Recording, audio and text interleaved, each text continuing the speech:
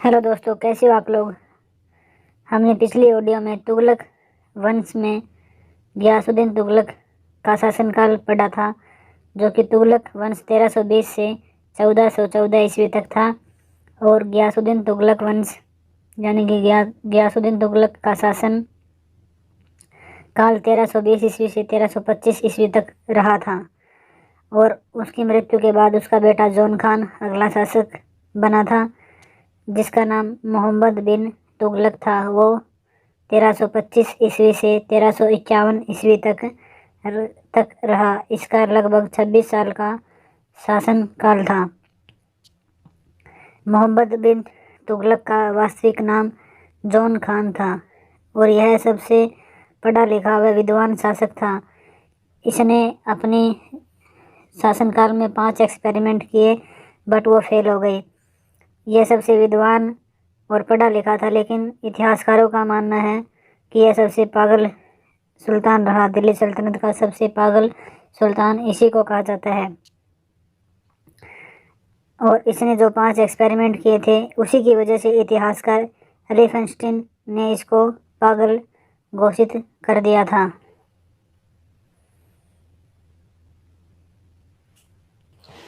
इसे सबसे पागल सुल्तान कहा जाता है।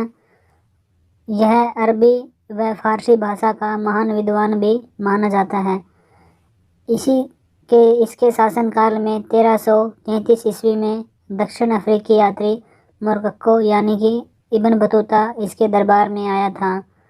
इब्न बतूता को काजी घोषित किया था, जो 8 साल यहाँ रहा था।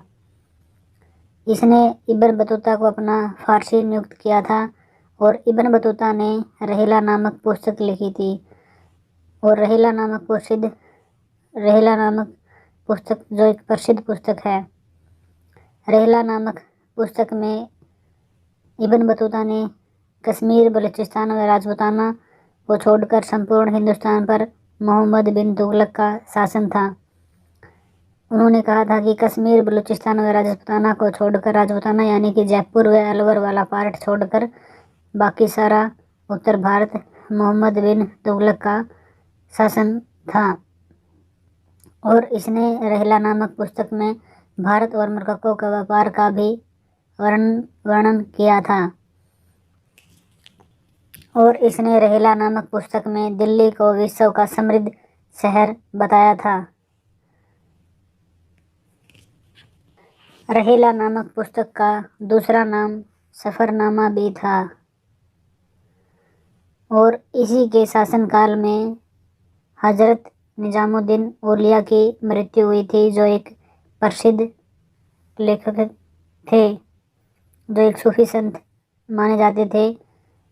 हजरत निजामुद्दीन औलिया एक प्रसिद्ध सूफी संत थे दिल्ली सल्तनत के।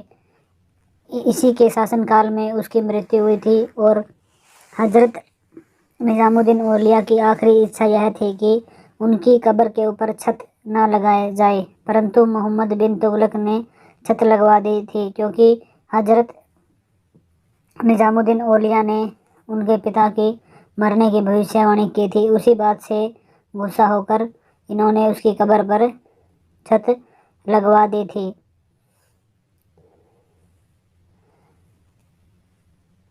भारत से सती प्रथा पर प्रतिबंध लगाने का प्रयास करने वाला प्रथम सुल्तान भी मोहम्मद बिन तुगलक था, क्योंकि इन्होंने ही सती प्रथा पर रोक लगाने की शुरुआत की थी, लेकिन वो नहीं लग सकी। इसके बाद दूसरे नंबर पर फिरोज शाह तुगलक ने की कुछ दिन बंद रही, फिर शुरू हो गई। उसके बाद अकबर ने सती प्रथा पर बैन लगाया, कुछ दिन बंद रही, फिर शुरू हो गई। और उसके बाद फिर औरंगजेब ने सती प्रथा पर रोक लगाई, लेकिन उसके बाद फिर शुरू हो गई। लेकिन 1829 में भारत में सती प्रथा का पूर्णतः पर बैन लगाने का काम लॉर्ड विलियम बेंटिक, जो first governor general of India है, उन्होंने किया। और इसमें पूरा सहयोग था राजा राम मोहन राय का, जो एक समाज सुधारक थे। और सती प्रथा को ख़त्म करने के उनका पूरा श्रेय जाता है राजा राम मोहन राय को। हमने सती प्रथा के बैन तो पढ़ लिए, लेकिन सती प्रथा की शुरुआत गुप्त काल में 1319 ईस्वी से 540 ईस्वी के बीच हुई थी। इसकी सती प्रथा की शुरुआत हमें एरण अभिलेख से मिलती है।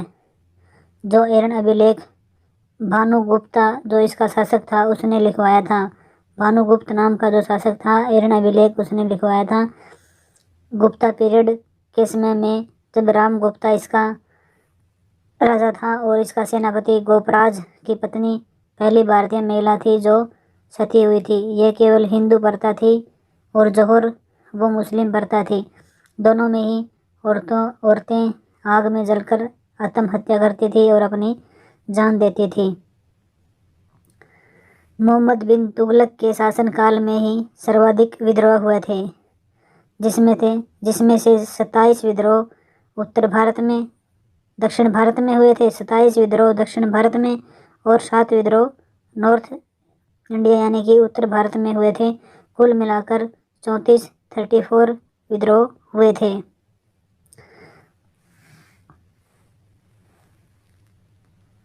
और मंगोलों का 5वीं बार आक्रमण भी मोहम्मद बिन तुगलक के शासनकाल में ही हुआ था। और जो इसके 5 फेलियर डिसीजन यानी कि जो 5 फेल होने वाले एक्सपेरिमेंट थे वो ये थे। मोहम्मद बिन तुगलक ने अपनी राजधानी दिल्ली से दौलताबाद स्थानांतरित कर दी थी, जो ज़्यादा भीषण गर्मी थी और उसी की वजह से वो वहाँ नहीं रह सकी, जो 2 साल बाद वापस ही अपनी राजधानी दौलताबाद से दिल्ली शिफ्ट कर ली गई थी। यह काम उसने 1336 ईस्वी में किया था और उस समय भीषण गर्मी थी। और दौलताबाद जो आज प्रेजेंट में देवगिरी को कहा जाता है, यह उसका पहला काम था जो विफल हो गया। और दूसरा था खुसराना अभियान की विफलता, जो अब अफगानिस्तान में है। वो खुसराना अभियान की विफलता उनकी यह थी कि उसने खुसरानों पर आक्रमण करने की तैयारी कर ली थी और सैनिकों को 1 साल की पे वेतन भी एडवांस दे दिया था। और इस वजह से वहाँ पर जब ये चले तो ये कुछ दूर गए थे, यानी कि रास्ते में ही इनको पता चल गया कि वहाँ पर उज़्बेकिस्तान ने ऑलरेडी खुसराना को कब्जे में ले लिया है और इनको बीच में से ही आना पड़ गया। लेकिन इन्होंने सेना को वेतन दे दिया था और ये आर्थिक मंदी से भी अब गुजर रहे थे और इसी वजह से इनका खुसराना अभियान विफल हो गया। और इसी वजह से इनका तीसरा एक्सपेरिमेंट था दोआबो क्षेत्र में कर वृद्धि, यानी कि 2 नदियों के बीच वाले भाग एग्रीकल्चर डिवान ए कॉलोनी की स्थापना इन्होंने की थी और उस कर में इन्होंने वृद्धि कर दी थी। और इसी वजह से इन्होंने सांकेतिक मुद्रा का प्रचलन किया, यानी कि टोकन करेंसी, टका से जीतल और ब्रॉन्ज लेदर, जिसकी वजह से लोगों ने घर में बर्तनों को तोड़ तोड़ कर कॉइन बनाने शुरू कर दिए थे ब्रॉन्ज के, और वो भी इनका विफल हो गया, इसलिए सांकेतिक मुद्रा का प्रचलन भी नहीं चला। और उसके बाद कराचिल अभियान की विफलता, जो कराचिल अब कुमाऊं उत्तराखंड में है, माउंटेन पार्ट ऑफ उत्तराखंड, उस विद्रोह में भी, आक्रमण में भी इनकी विफलता हुई। और 1351 ईस्वी में सिंध में विद्रोह के दौरान इसकी मृत्यु हो गई। सिंध में थट्टा नामक स्थान पर मोहम्मद बिन तुगलक की मृत्यु हो गई थी। और इसी के शासनकाल में 1336 ईस्वी में 2 भाइयों ने हरिहर और भुक्का ने विजयनगर साम्राज्य की स्थापना की थी, जो अब वर्तमान में हम्पी के नाम से कर्नाटक में स्थित है। इस प्रकार से तुगलक वंश के दूसरे राजा या दूसरे शासक मोहम्मद बिन तुगलक का शासनकाल 1325 से 1351 ईस्वी तक चला और 1351 ईस्वी में सिंध में विद्रोह के दौरान उसकी मृत्यु हो गई थी। सिंध में थट्टा नामक स्थान पर उसकी मृत्यु हो गई थी। और तुगलक वंश का अगला शासक बना फिरोज शाह तुगलक, जो मोहम्मद बिन तुगलक का चचेरा भाई था। ये हम अगली ऑडियो में बताएंगे। सुनने के लिए आपका बहुत बहुत धन्यवाद। कृपया हमारे चैनल को सब्सक्राइब कर दें।